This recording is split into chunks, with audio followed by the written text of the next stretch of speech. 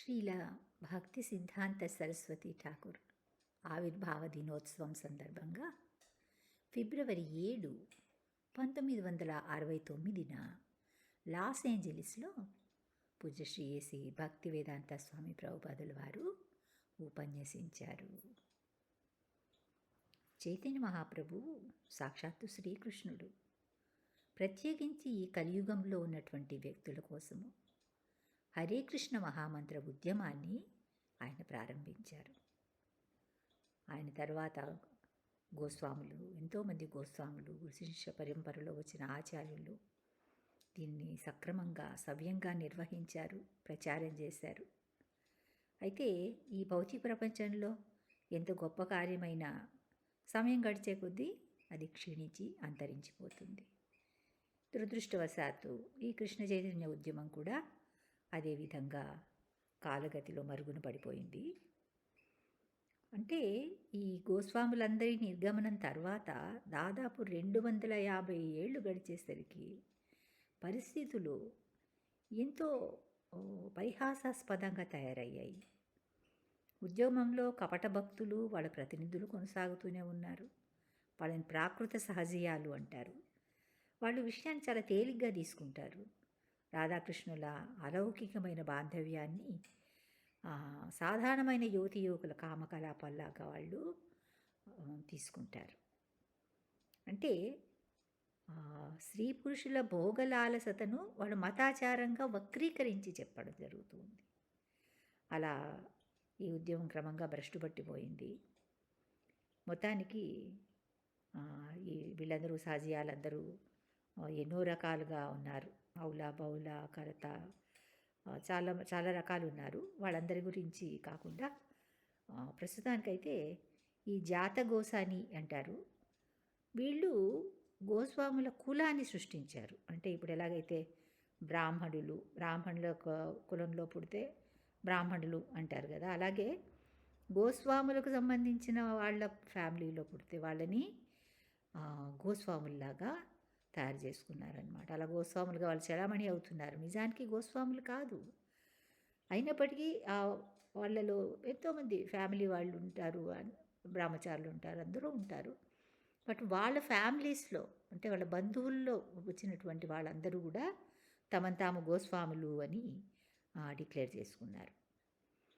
ఈ పరిస్థితి చూసి మన ఆచార్యుల్లో ముఖ్యం భక్తి వినోద ఠాకూర్ ఉన్నారు కదా, ఆయన చాలా వ్యాకుల పడేవారు.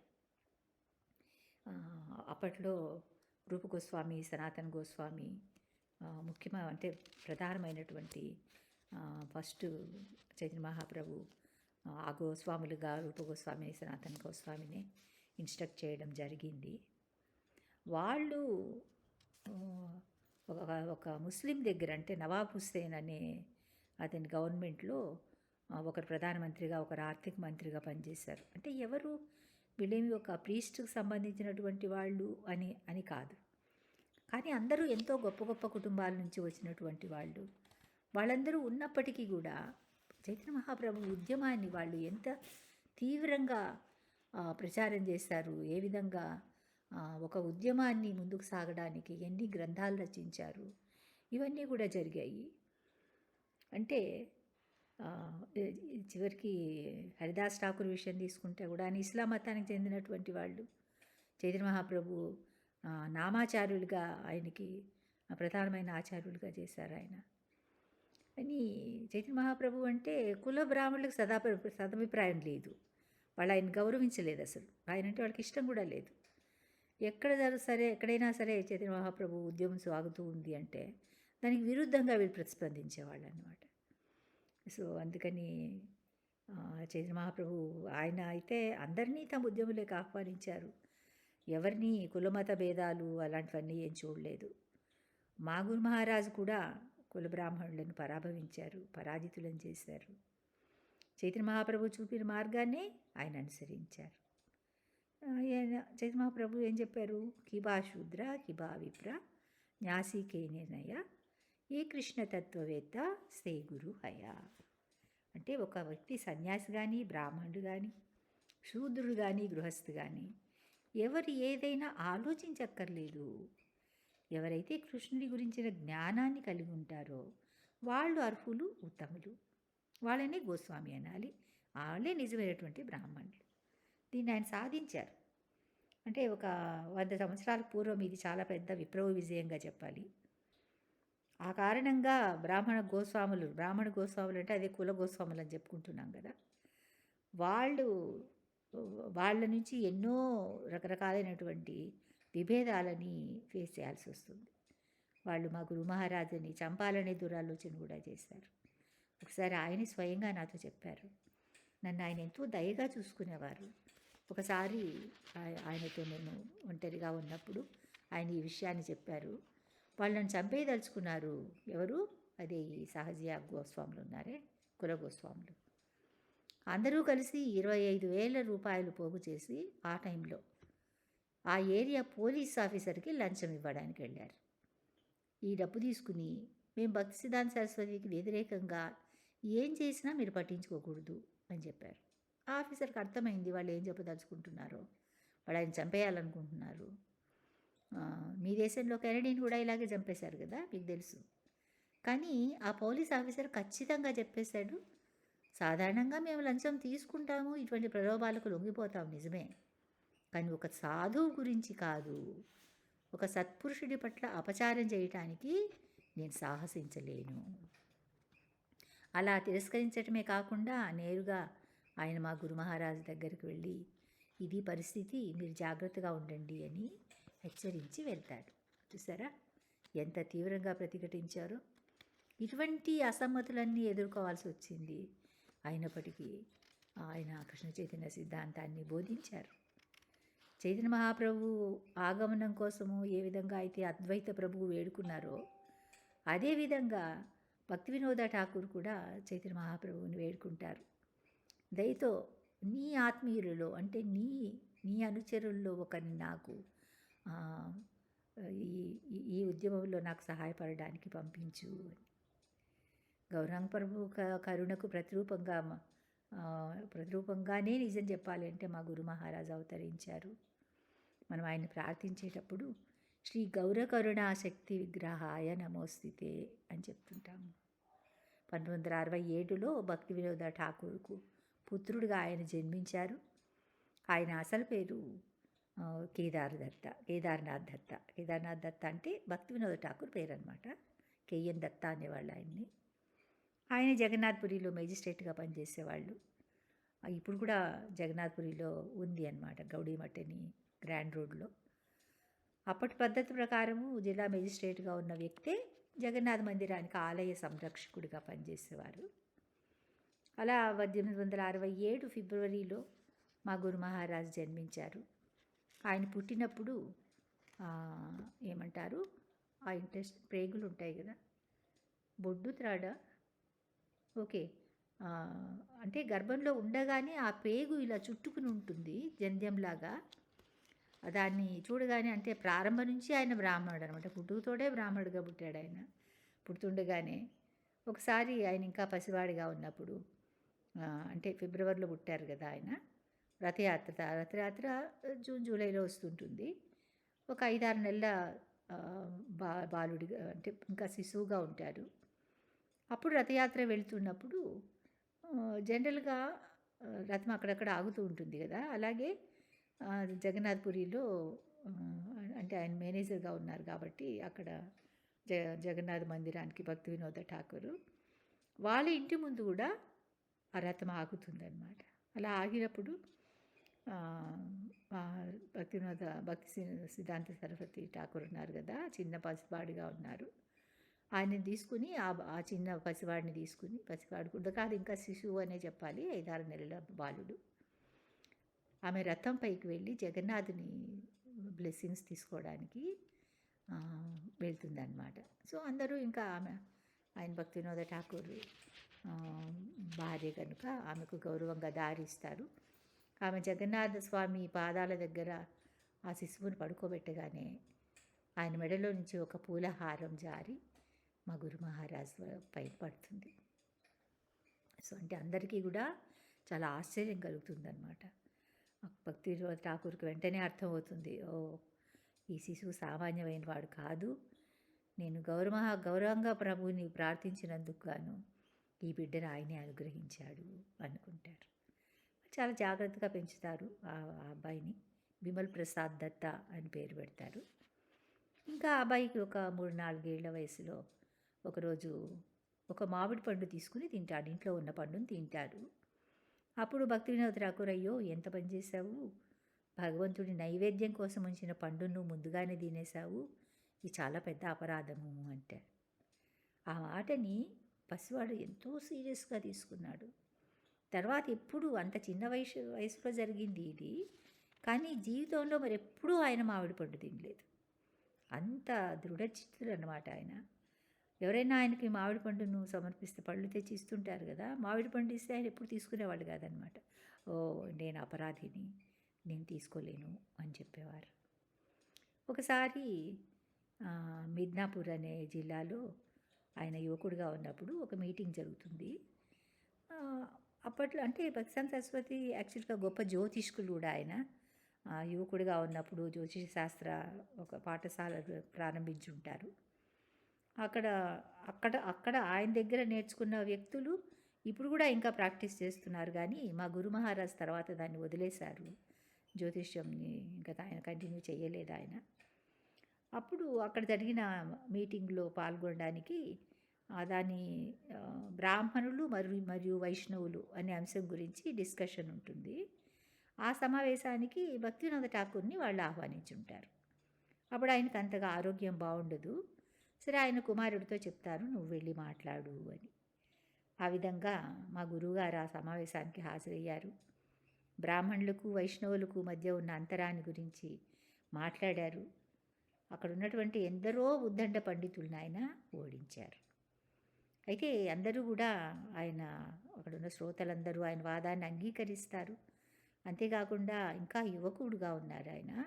ఆయన పాదాలు స్పృశించి నమస్కరిస్తారు. కొంతమంది అయితే ఆయన పాదాలు కడిగి తాగి ఆ నీళ్ళని గౌరవాన్ని ప్రదర్శిస్తారు. అది తర్వాత దానికి సంబంధించే బ్రాహ్మణులు వైష్ణవులు అనే ఒక పుస్తకం కూడా బెంగాలీలో రాయడం జరిగింది. తర్వాత 1914లో ఆయన తండ్రి భక్తి వినోద్ ఠాకూర్ ఆయన తిరోగమనం జరుగుతుంది. తర్వాత భక్తి వినోద్ ఠాకూర్ చైతన్య మహాప్రభు ఉద్యమానికి అంటే అక్కడి నుంచి తర్వాత ఆయన మాయాపూర్ నుంచి నిర్వహిస్తారు. అవన్నీ కూడా ఎన్నో పుస్తకాలు రాస్తారు ఆయన. సజ్జని తోషని అనేసి అలాంటివి కొన్ని ఎన్నో ఉన్నాయి. ఆయన భక్తి గీతాలు, భజన్స్ చాలా రాశారు. జీవితంలో ఎలా అంటే ఒక జీవిత కాలాన్ని ఏ విధంగా గడపాలి, ఏ విధంగా గడపకుండా ఎలా అయిపోతున్నారు, వీటన్నిటిని గురించి కూడా ఆయన భజన్స్ చాలా బాగుంటాయి. ఇంకా 1914లో ఆయన తిరోభావం జరిగాక ఆ సమయంలో ఆయన మా గురువుగారికి అప్పగించారు ఆయన ఉద్యమాన్ని ముందుకు తీసుకెళ్ళే బాధ్యతని. నేను వెళ్ళిపోతున్నాను, చైతన్య మహాప్రభు యొక్క ఈ ఉద్యమాన్ని, నేను నిర్వహిస్తున్న ఈ మహత్ కార్యాన్ని అసంపూర్తంగా ఉంది, ఇప్పుడు నువ్వు దీని భారాన్ని స్వీకరించు అని. సరే, తండ్రి ఆదేశాన్ని ఆయన చాలా శ్రద్ధగా సీరియస్గా తీసుకున్నారు. 1914 నుంచి 1918 వరకు అంటే 4 ఏళ్ల పాటు ఏ విధంగా ఈ ఉద్యమాన్ని విస్తరించాలి అని ఆయన ఆలోచించారు. తర్వాత అంటే భగవంతుడి చేతే పంపించబడ్డట్టుగా 1918వ సంవత్సరంలో కొంతమంది శిష్యులు ఆయనతో కలుస్తారు. వాళ్ళు మళ్ళీ పునః ప్రారంభించారనమాట దాన్ని, ఉద్యమాన్ని. ఒక శిష్యుల్లో ఒకరు తీర్థ మహారాజ్ అని ఉన్నారు. మొదట అతను రామకృష్ణ మఠానికి చెందినటువంటి వాడు. అతనికి చాలా అభ్యుదయ కాంక్షలు ఉంటాయి. అటువంటి వాడు వీళ్ళతో వచ్చి కలుస్తారనమాట. ఇది చక్కని అవకాశము, నేను ముందుకు ఇంకా దీన్ని ఎక్స్పాండ్ చేయొచ్చు అనుకుంటారు. దాంతోపాటు ఇంత గొప్ప సాధు పురుషుల సాంగత్యం కూడా అతనికి దొరికింది. ఇంకా గౌడీ మఠం అనేది ఉద్యమంలాగా ప్రారంభిస్తారు. దాని తర్వాత అది బాగా డెవలప్ అయింది. మొట్టమొదట 1918లో గురు మహారాజు దీన్ని కలకట్టాలో ప్రారంభించారు. 1922లో అనుకుంటా, నేను యువకుడిగా ఉన్న రోజుల్లో నా మిత్రుడు ఒకడు నన్ను గురు మహారాజు వద్దకు తీసుకువెళ్ళారు. అదే మొదటిసారి నేను వారిని కలుసుకోవడం. ఆయన అందరితోనే బాగానే మాట్లాడుతున్నారు. అయినప్పటికీ ఏదో ఒక ప్రత్యేకమైన అంశాన్ని నాలో ఆయన గుర్తించారు. మేము కలుసుకున్న మొదటి రోజే ఈ చైతన్య ప్రబోధాన్ని మీరు పాశ్చాత్య దేశాల్లో ఎందుకు బోధించకూడదు అని ప్రశ్నించారు. అది నేను మర్చిపోలేని రోజు. కోర్స్ అప్పుడు నాకు తెలీదు భవిష్యత్తులో నేను ఈ కార్యభారాన్ని వహిస్తాను అని. అప్పుడు నాకు అర్థం కాలేదు. నేను వారితో వాదించాను కూడా ఎన్నో విధాలుగా. మీ చైతన్య ప్రబోధాన్ని ఎవరు వింటారు? మనకు ప్రస్తుతం స్వేచ్ఛ అనేదే లేదు, పరతంత్ర పాలనలో ఉన్నాము అంటే. అప్పట్లో నేను గాంధీ భక్తుడిని. 1920లో నేను కాలేజీలో చదువుకుంటున్నప్పుడు ఈ గాంధీ ఉద్యమంలో చేరాను. అప్పట్లో ఆయన సారథ్యంలో విదేశీ చదువులు తిరస్కరించే కార్యక్రమం జరుగుతుండేది. మేము దీనికి ప్రభావితమైపోయి బ్రిటిష్ చట్టాన్ని వ్యతిరేకిస్తూ మేము డిగ్రీ చేసినప్పటికీ కూడా దాన్ని డిగ్రీ తీసుకోలేదు. అంటే చదువులు వదిలేసాం చూసారా. తర్వాత కొంతకాలానికి డాక్టర్ బోస్ అని మా నాన్నగారి స్నేహితుడు, ఆయన ఒకసారి ఇంటికి వచ్చుండి ఈ అభయుడు ఏం చేస్తున్నాడు అని అడిగారు. దానికి బదులుగా మా సోదరి ఇతను బిఏ పరీక్ష రాశాడు కానీ ప్రస్తుతానికి ఏం చేయడం లేదు అన్నది. అప్పుడు డాక్టర్ బోస్ నాన్నగారి మిత్రుడు కావటం వలన వారి ల్యాబొరేటరీలో నన్ను మేనేజర్గా చేశారు. ఈ వ్యవహారం గురించి నాకేమీ తెలియదు, అయినప్పటికీ ఆయన నన్ను మేనేజర్ చేశారు. ఇది 1921లో జరిగింది. కాకపోతే నా వివాహం 1918లోనే అయ్యింది. 21లో నాకు మొదటి సంతానం కలిగింది. 22లో నేను గురు మహారాజును కలిశాను. ఎప్పుడైతే తను చెప్పదలుచుకున్న విషయాన్ని ఆయన వివరించారో, ఆ వివరించిన పద్ధతితో నేను కన్విన్స్ అయ్యాను. నిజానికి ఆయన వాదన పటిమకు నేను ఆశ్చర్యచకితుడయ్యాను. దైవభక్తిని గురించి వాస్తవమైన అవగాహనను ఇవ్వగల సరైన వ్యక్తి ఇక్కడ ఉన్నారు అని నాకు అర్థమైంది. ఆ సమయంలో వారి వాదనతో ఏకీభవిస్తూ అప్పుడు అనుకున్నాను, మహానుభావుడైన ఈ వ్యక్తి ధర్మప్రచారం చేయమని నాకు చెప్తున్నారు. నేను వెంటనే ఆయన్ని కలవాలి. కానీ నాకు వివాహమైంది, నేను గృహస్థుడిని, నా కుటుంబం పట్ల అన్యాయం చేసినట్లు అవుతుంది కదా. అఫ్కోర్స్ నేనే ఆ విధంగా ఆలోచించానంతే. మా గురు మహారాజ్ ఏమీ అనలేదు. నువ్వు నీ కుటుంబాన్ని వదిలిపెట్టు అని ఆయన ఎప్పుడు చెప్పలేదు. అంటే కేవలం ఒక ఐడియా ఇచ్చారంతే. నేను అనుకునేవాడిని నాకు పెళ్ళి కాకుండా ఉంటే బాగుండేది. సరే, ఏదో అలా జరిగింది. 1925లో వ్యాపార రీత్యా నేను కలకత్తా వెళ్ళి అలహాబాద్లో నా నివాసాన్ని ఏర్పాటు చేసుకున్నాను. కాకపోతే ప్రతిరోజు నా తలుపులలో ఈ సంఘటన మెదులుతూనే ఉండేది. నేను ఒక గొప్ప సాధు పురుషుని కలుసుకున్నాను. ఇప్పుడు కలకత్తా నుండి దూరంగా వచ్చేసాను కదా, మళ్ళీ ఆయనని ఎప్పుడు కలుసుకుంటాను అని ఆలోచించేవాడిని. తర్వాత 1928లో పెద్ద కుంభమేళా జరిగింది. అప్పుడు నేను అలహాబాద్లో వ్యాపారం చేస్తున్నాను. నా వ్యాపారం మంచి అభివృద్ధిలో ఉంది. బాగా పేరు వచ్చాక ఒక పెద్ద మందుల దుకాణం, అంటే ఆయన దుకాణానికి చాలా పేరు ఉండేది. ఈ నెహ్రూ తండ్రి మోతీలాల్ నెహ్రూ కూడా అక్కడ వెళ్ళి మెడిసిన్ తీసుకునేవారు. సరే, నా వ్యాపారం మంచి అభివృద్ధిలో ఉండడం వలన ఈ కుంభమేళాలో పాల్గొనడానికి వచ్చిన గౌడీ మఠంలో ఉన్నటువంటి సభ్యులు వాళ్ళ వసతి గురించి ఏర్పాటు చేసుకోవడానికి అలహాబాద్కి వచ్చారు. ఇక్కడ ఒక బెంగాలీ పెద్ద మనిషి ఉన్నాడు, అభయ్ బాబు అని, మీరు అక్కడికి వెళ్ళొచ్చు, అతను చాలా దైవభక్తి గలవాడు, మీకు తప్పకుండా సహాయం చేస్తాడు అని వాళ్ళకి ఎవరో చెప్పారు. ఆ విధంగా వాళ్ళు నన్ను వెతుక్కుంటూ వచ్చారు. నా ఆలోచనలు ఎప్పుడూ మెదులుతూనే ఉండటం వలన చాలా కాలం తర్వాత కలిసినప్పటికీ వాళ్ళందరినీ చూడగానే నాకు చెప్పలేనంత ఆనందం కలిగింది. మళ్ళీ వీళ్ళందరూ వచ్చారు. ఎందుకంటే 1923లో వారికి దూరం అయ్యాక 1928 అంటే 5 ఏళ్ల తర్వాత మళ్ళీ వీళ్ళని చూడడం జరిగింది. కానీ గురు మహారాజ్ మాత్రం నిరంతరం నా ఆలోచనలో మెదులుతూనే ఉన్నారు. ఎంతో గొప్ప సాధు పురుషుని కలుసుకున్నాను. ఆ మహానుభావుని మళ్ళీ చూడగలిగితే ఇలా ఆలోచించేవాడిని. నా సహాయంతో వాళ్ళు అలహాబాద్లో గౌడీ మఠం సెంటర్ని ఏర్పాటు చేసుకున్నారు. ఇంకా 1933లో నేను దీక్ష తీసుకున్నాను. తర్వాత 36లో నేను ముంబైలో ఉన్నాను. గురు మహారాజు అస్వస్థతతో పూరిలో ఉన్నారు ఆ సమయంలో, జగన్నాథ్ పూరిలో. అక్కడ మా మఠం ఉంది. అటువంటి చిన్న పెద్ద మందిరాలతో ఉన్న గౌడీ మఠాలు చాలా చోట్ల ఆయన నిర్మించారు. ఇప్పుడు నేను ఏ విధంగా అయితే మందిరాల సంఖ్య పెంచుకుంటూ వెళ్తున్నానో ఆ విధంగానే ఆయన కూడా అప్పుడు మఠాలు నిర్మించారు. వాటిలో చాలా వరకు బెంగాల్లోనే ఉన్నాయి. ఒకటి అలహాబాద్‌లోను, ఇంకోటి మద్రాసులోను, ఇంకా బెంగాల్‌కు వెలుపల వైపు ఒక 3, 4, ఒకటి బెనారస్‌లో కూడా ఉంది. ఇంకా మత ప్రచారానికి గాను బోన్ మహారాజుని 1933లో ఆయన లండన్‌కి పంపించారు. దురదృష్టవశాత్తు అక్కడ అతనేమీ చేయలేకపోయాడు.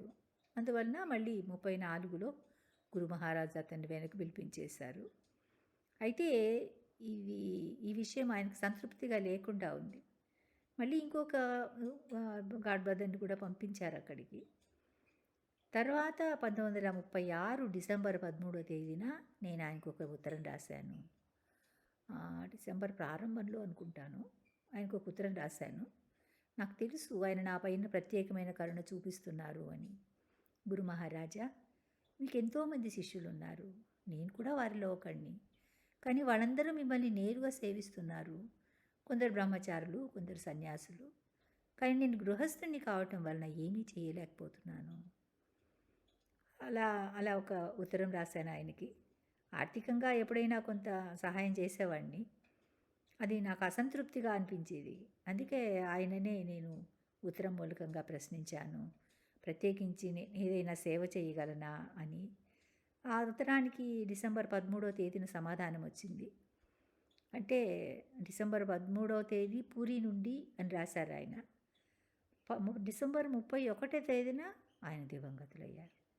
అంటే ఒక 15 రోజుల ముందు నాకు నా ఉత్తరానికి ఆయన సమాధానం రాశారు. అప్పట్లో మొదట నేను ఆయనని 22లో కలుసుకున్నప్పుడు దేన్నైతే చెయ్యమని నన్ను కోరారో అదే విషయాన్ని ఆయన చెప్పారు. నా నుండి నువ్వు దేన్ని నేర్చుకున్నావో దాన్నే ఇంగ్లీష్ తెలిసిన వ్యక్తులకు బోధించు. అలా చేస్తే నీకు వాళ్లకు కూడా మంచి జరుగుతుంది. ఇదే నా ఆదేశము. దీన్ని ఆజ్ఞగా నేను స్వీకరించాను. 1936 డిసెంబర్లో ఆయన తిరోగమించారు. ఇంకా డిసెంబర్ 31న ఈ విషయాన్ని నేను సీనియర్ గాడ్ బ్రదర్స్ దగ్గర ప్రస్తావించి వాళ్ళ సలహా అడిగాను. అంటే ఇలా చెప్పారు గురు మహారాజు, నేనేం చేస్తే బాగుంటుంది అని. అంటే ఆయన నిర్గమనం తర్వాత 1944 చివరిలో అనుకుంటా back to God head book అంటే ఒక పత్రిక చిన్నది, దానికి నెలకు 300-400 ఖర్చు అయ్యేవి. ఏదో ఒకలాగా దాన్ని ప్రారంభించాము. గురు మహారాజ్ ఆశీర్వాదం వల్ల ఆయన కోరుకున్న రీతిలోనే ప్రారంభించడం జరిగింది. ఎందుకంటే నేను పెద్ద ప్రావీణ్యుణ్ణి కాదు, అంత గొప్ప విద్యావంతుణ్ణి కూడా కాదు, అసాధారణమైన అంశం ఏదీ నాలో లేదు. కానీ ఒకే ఒక్క విషయం ఉంది, వారి మాటలపైన నాకు పరిపూర్ణమైన విశ్వాసం. అదొక్కటే నాకున్న అర్హత. 100% వాళ్ళు చెప్పిన మాటలపైన నాకు పరిపూర్ణమైన విశ్వాసం ఉంది. ఇది ఇప్పుడు నేను చేస్తున్నది ఈ కార్యసిద్ధి జయప్రదమైంది అంటే కేవలం వారి ఆదేశంపై నాకు ఉన్నటువంటి దృఢమైన విశ్వాసమే. నేను దాన్ని అనుసరిస్తున్నానంతే. ఆయన అనుగ్రహం వల్లనే మీరందరూ నాకు సహాయపడుతున్నారు. నిజానికి ఈ ఉద్యమపు బాధ్యత మీపైనే ఆధారపడింది. నాకు వయసు మళ్ళింది, ఏ క్షణంలో అయినా నేను వెళ్ళిపోవచ్చు. కానీ ఈ ఉద్యమం మాత్రం ఆగకూడదు, సాగుతూనే ఉండాలి. మొదట చైతన్య మహాప్రభు ఈ ఉద్యమాన్ని ప్రారంభించారు. తర్వాత గోస్వాములు ముందుకు తీసుకెళ్లారు. వారి నుండి విశ్వనాథ చక్రవర్తి ఠాకూరు అని యదా యదా హి ధర్మస్య గ్లానిర్భవతి భారత అని. ఎప్పుడైనా ఉద్యమం కొంచెం మందగించింది అంటే దాన్ని ముందుగానే అనిపించడానికి స్వయంగా కృష్ణుడైనా వస్తారు, ఆయన ప్రతినిధి అయినా వస్తుంటారనమాట. మీరు ఒక విషయం అర్థం చేసుకోవాలి, పరిస్థితి ఎటువంటిదైనా ఈ ఉద్యమం మాత్రం ముందుకు వెళుతూనే ఉండాలి, దీన్ని ఉపేక్షించకూడదు. మీరందరూ దీన్ని సవ్యంగా అర్థం చేసుకున్నందుకు నాకు చాలా సంతోషంగా ఉంది. ప్రయత్నించండి, చాలా సులువైన విషయం. నిష్కపటంగా మనఃపూర్వకంగా జపం చేయండి. నియమ నిబంధనలను ఖచ్చితంగా పాటించండి. ఈ నియమాలు కూడా కష్టమైనవేమీ కాదు, చాలా తేలికైనవి. కాకపోతే మీరు భిన్నమైన రీతిలో జీవితానికి అలవాటు పడి ఉండటం వలన అయినప్పటికీ నేను మీకు ఎంతో రుణపడి ఉన్నాను. మీరు దీన్ని చాలా నిజాయితీగా స్వీకరించారు. నేను నిజానికి ఊహించను కూడా లేదు. మొదట్లో బోస్టన్కు వెళ్ళినప్పుడు చాలా ఆలోచించాను, ఈ వైష్ణవ సిద్ధాంతాన్ని నియమ నిబంధనలను ఎవరు స్వీకరిస్తారు? వీరందరూ మద్యమాంసాలకు, అనైతిక కార్యకలాపాలకు అలవాటు పడ్డ వ్యక్తులు. అటువంటి వారిని దీనిని ఎలా ఆమోదిస్తారు? నాకేమాత్రం నమ్మకం కలగలేదు. వీళ్ళు జపం ఎలా చేస్తారు? కానీ చూడండి, చైతన్య మహాప్రభువు దయ, ఎవరో ఒకరు దీన్ని అంగీకరించకపోరు అనే విశ్వాసం వలన పరిస్థితులు నేను అనుకున్నంత అపనమ్మకంగా ఏమీ జరగలేదు. నిజం చెప్పాలంటే నేను యోచించిన దానికంటే కూడా విశ్వాసపూర్వకంగా మీరు దీన్ని స్వీకరించారు, అనుభవపూర్వకంగా గ్రహించారు. నాకు తెలుసు ఈ ఉద్యమం ముందుకు కొనసాగుతుంది. గొప్ప వ్యక్తులు అంటే మహాత్ములు అయినటువంటి వాళ్ళు పతితుల గురించి, వారి క్షేమాన్ని గురించి సదా వాంఛిస్తూ ఉంటారు. మీరు కూడా అదే విధంగా భావించాలి. భౌతిక జీవితం అంటే తమ సుఖానికి పాటుపడడం. నాకు ఇదంటే ఇష్టం, అదంటే ఇష్టం, ఇదంటే నాకు ఇంకా చాలా ఇష్టం, నేను ఏదో చేయాలనుకుంటున్నాను, ఏదో పాడాలనుకుంటున్నాను, ఏదో తినాలనుకుంటున్నాను, ఇలా అంటే ఇవన్నీ మన ఇంద్రియాలను ప్రేరేపించేటటువంటి విషయాలు. ప్రాపంచిక జీవితం అంటే ఇదే. నేను మృదువైన చర్మాన్ని స్పృశించాలనుకుంటున్నాను, స్వాదిష్టకరమైన ఆహారాన్ని ఆనందించాలనుకుంటున్నాను, ఇలా అన్నీ ఇలా ఆగ్రాణించాలి, ఇలా నడవాలి, ఇలా చూడాలి. ఈ కోరికలన్నిటినీ కృష్ణుడి కొరకు ఉపయోగించాలి. దేనో తాకడానికి బదులు ఒక శుద్ధ భక్తుల పవిత్రమైన చరణకమరాలు తాకినప్పుడు ఆ స్పర్శ పునీతమవుతుంది. కనిపించిన పదార్థాలన్నీ తినకుండా కృష్ణ ప్రసాదాన్ని మాత్రమే తీసుకోవడం ఎంతో ఉత్తమంగా ఉంటుంది. దేనినో వాసన చూడడానికి బదులు కృష్ణుడికి అర్పించిన పుష్పాలను ఆఘ్రాణించటం అంటే దేన్ని మానేయటం లేదు. ఇది చేయకూడదు, ఇది చేయకూడదు అని ఏది చెప్పటం లేదు, అన్నీ చేయొచ్చు. చివరికి సెక్స్ జీవితాన్ని గడపాలనుకుంటే కూడా కృష్ణ చైతన్యంతో దాన్ని పిల్లలు అంటే సంతానం కోసం దాన్ని ఉపయోగించవచ్చు. మనం దేన్ని ఆపక్కర్లేదు, ప్రతిదీ ప్యూరిఫై చేసుకోవాలంతే. ఇదే మన కార్యక్రమం. దేన్ని మానేయమని చెప్పటం లేదు, అది ఎలాగో చేయలేము. ఇప్పుడు నేను ఒక మనిషిని నువ్వేం తినడానికి వీల్లేదు అంటే సాధ్యమవుతుందా? లేదు. నేను తినాలి, తినడం అయితే తప్పదు. అందువలన ఆ క్రియను ఆపేయడం లేదు, దాన్ని ప్యూరిఫై చేస్తున్నా ప్రసాదం తీసుకోవటం. ఇంకో కొంతమంది సిద్ధాంతం ఏంటంటే బెదిరించి బలవంతంగా ఎవరో ఒకరిని కిందికి లాగుతూ ఉండాలి, లేదంటే అంతా శూన్యం అనడం, పైగా కోరికలు లేకుండా ఉండాలి అని వాదిస్తూ ఉంటారు. కోరికలు లేకుండా ఎలా ఉండగలము? తప్పనిసరిగా ఉంటాయి. కాకపోతే ఆ కోరికల్ని కృష్ణుడి కోసము వినియోగించుకుంటాం. అందుకని ఇది ఎంతో చక్కటి పద్ధతి. ఇతరులు దీన్ని సక్రమంగా తీసుకోరు, వాళ్ళు మన సిద్ధాంతాన్ని పట్టించుకోరు. అయినప్పటికీ మీ ప్రయత్నం మీకు సంబంధించింది, వేరే వాళ్ళతో పని లేదు. కృష్ణుడికి సంతృప్తి కలిగించాలి, మన ఆచార్యులకు సంతృప్తి కలిగించాలి, గురువుకు సంతృప్తి కలగాలి. యస్య ప్రసాదాత్ భగవత్ ప్రసాద. వారు సంతుష్టులయ్యారు అంటే మీ కార్యం సఫలమైనట్లే. ఇతరులు తృప్తిపడ్డారా లేదా అని మీరు కీర్తన చేస్తున్నప్పుడు అంటే కీర్తన చేస్తున్నప్పుడు ఎంతోమందికి ఆనందం కలగవచ్చు. అయితే వాళ్ళు ఎవరికో ఆనందం కలిగించడం కోసం మీరు కీర్తన చేయటం లేదు, మీకు దాంతో ఎటువంటి సంబంధం లేదు. వాళ్ళకి సంతోషం కలిగి ఉండొచ్చు, లేకపోయి ఉండొచ్చు. కానీ సరైన పద్ధతిలో జపము లేదా కీర్తన చేస్తే అందరూ మన పూర్వీకులు ఆచార్యులు సంతోషపడతారు. అది కావాల్సింది, అంతే. మన సొంత మార్గాలు అన్వేషించకుండా ఉండాలి. కృష్ణుడు ఎంతోమంది మంచి అబ్బాయిలను అమ్మాయిలను నాకు సహాయపడడానికి పంపించారు. నాకు చాలా ఆనందంగా ఉంది. ఈ శుభదినాన మీరందరూ ధన్యులు కావాలి.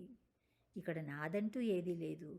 నేను ఒక పోస్ట్ ప్యూన్ లాగా అంటే పోస్ట్ మ్యాన్ లాగా మా గురు మహారాజు నుండి తెలుసుకున్న దాన్ని మీకు అందజేస్తూ ఉన్నాను. మీరు కూడా ఈ పద్ధతిలోనే నడుచుకోండి. దానివల్ల మీకు ఆనందం కలుగుతుంది, ప్రపంచమంతా ఆనందంగా ఉంటుంది, కృష్ణుడు ఆనందపడతాడు, సమస్తము ఆనందమయమవుతుంది. హరే కృష్ణ.